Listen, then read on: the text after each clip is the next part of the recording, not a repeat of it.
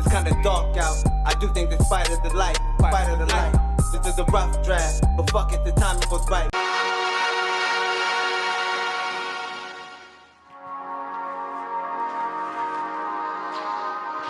Hello, initiates, and welcome to the Americorps video training course. I would like to officially welcome you as a member of the team. You've joined our organization at perhaps the most exciting point in our long history. Our founders shared a passionate dream to transform this. This is potentially Americorps' most effective instrument for global control. Through international banking, we manipulate the fate of all countries. We've introduced many institutions, such as the IMF and WTO, that work in our favor to impoverish disobedient nations. Always remember, debt is a powerful weapon against countries that don't share Americorps' vision. Perhaps our greatest achievement in banking is the Federal Reserve System. It is a collection of international banks owned by Americorps members and financiers. It was created to form a centralized banking system through the Federal Reserve Act of 1913, an act that was indeed penned by some of our most esteemed members. Many of you might still assume that the government itself prints and issues the currency. That is not the case. When America needs money, they go to our boys and ask for it. The money is printed, but it is only representative of a loan. Interest accrues on that dollar until it is paid back to the Fed. In fact, the federal taxes paid by the American population go almost entirely to paying off this debt.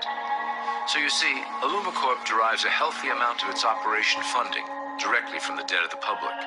Needless to say, this is one of our most crucial sources of funding and one of our proudest achievements here at Americorps. Through mergers and acquisitions, we have slowly and silently bought up the majority of U.S. industry. Americorps and its members own most of the oil, transport, banking, media, food and communications industries in America and abroad. Through fewer and fewer conglomerates, we are able to effect with great precision the machinations of labor and government. Ultimately, corporations will replace government as a centralized international body that can meet the needs of the public worldwide without the chaos created by national self-interest. When Americorps goes public, corporatism will be the foundation for world government. Conglomerates will merge into one cohesive corporation that is responsible only to Americorps and the needs of its global employment force. Americorps' control of the American military is another impressive tool in our possession. We have nurtured these institutions lavishly to serve as the prototype for our global police force. When ready, our technology and manpower will dominate those who oppose the coming new world order. By utilizing American patriotism, we have fostered in the American soldier the philosophy of peace through superior force. When the time is right, we will migrate that mentality towards the belief in a global government who must protect all people through superior force. We have used the American military-industrial complex to build the arsenal necessary to instigate the final cleansing outlined in Americorps' great plan. Our primary target will be Islamic nations who will never submit to our Western-centric domination. They also hold much of the remaining oil reserve of the planet. Americorps must own that precious resource, as it is crucial in maintaining our domination over the countries of the world. Through Americorps' enormous federal funding of the military, we can develop new forms of warfare and population reduction. The public can't imagine what we were in the process of developing. Soon, even the weather will be a weapon under our control. We will be able to create droughts, floods, hurricanes, and even tsunamis with no fingerprints attached.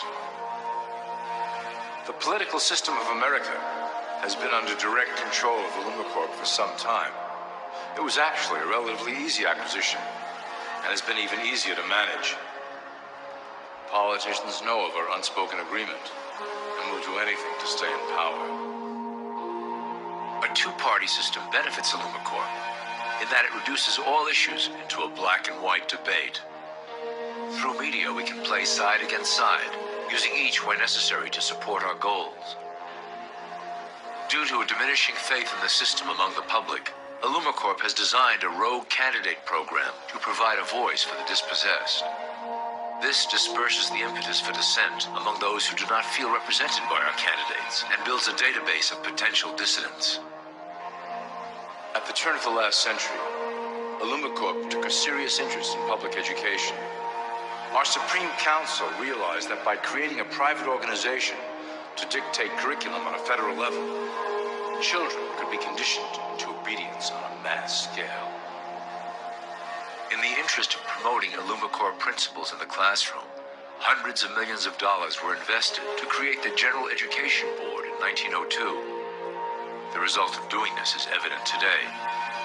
The doctrines of public education have transformed recent generations into a weaker, more docile mass. Through meticulously planned curriculum, we have control over the process by which the average child learns. Thus, we can mold them into obedient workers who are conditioned to accept the implementation of the Great Plan. In addition, Americorps has set up many associations, including the American Historical Association, that determine and uphold the official view of history.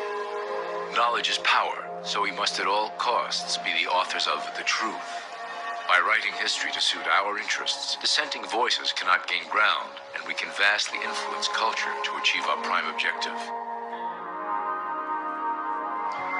Americorps uses the media to shape the public's opinion about current events and condition desired attitudes about our future agenda. Through news, entertainment, and advertising, we can program a variety of emotions and responses into the collective unconscious. In the past, we were limited entirely to print media, but now we have multiple mediums to utilize in programming and conditioning the masses. With cable news, we have directed the public to a more entertainment-based consumption of world events. Infotainment. This medium is far more effective at subliminal reinforcement of desired attitudes towards our objectives. For instance, we are currently instilling a sense of duty towards environmental issues.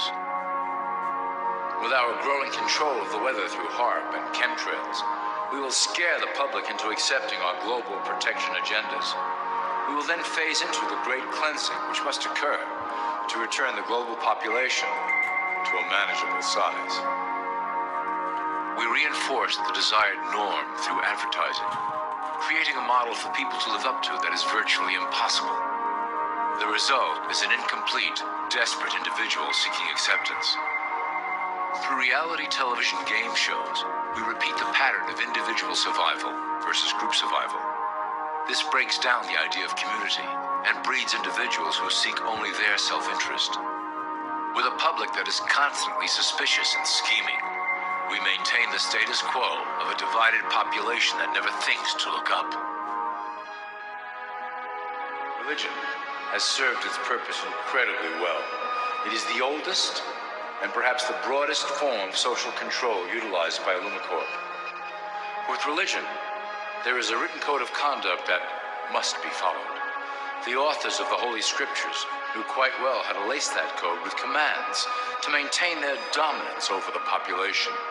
This system has survived through millennia to hold the flock together and bring us to today.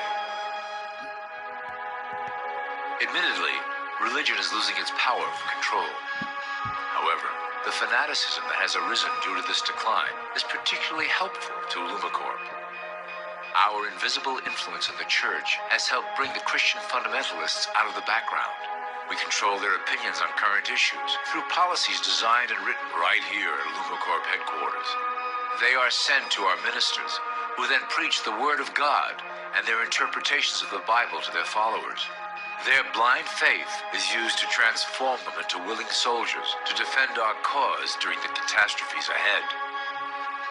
As the final phase is enacted, we will propagate end-time prophecy to convince them of their convictions. The rise of Islamic fundamentalism works to Americorps' advantage as a threat that will demand violent action.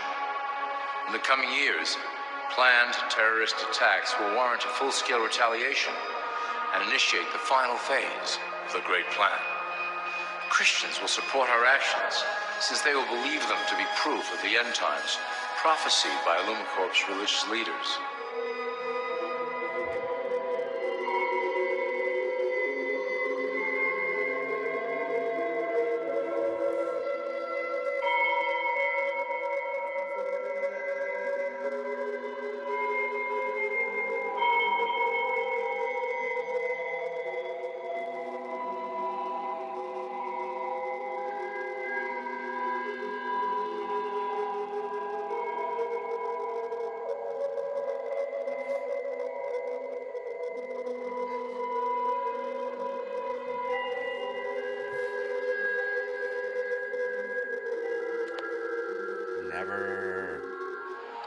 Now that you have a basic understanding of how we work over here at Americorps, I would like to introduce you to one of our latest projects, the Control Grid.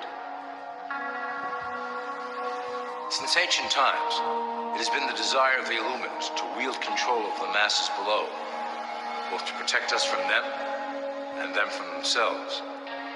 The tools through the ages have been effective, but always blunt and inaccurate.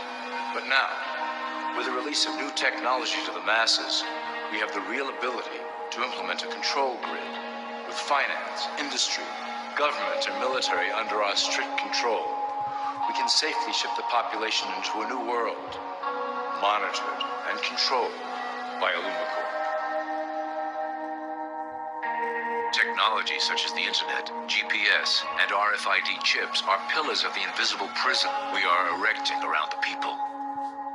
Within the decade, we will have real ID cards that contain criminal records and pertinent information, all linked to federal databases. Cell phones will tell us where each individual is, linked to the same database. Through intelligence agencies and Homeland Security, we will monitor individuals who oppose the Great Plan and remove them from the grid.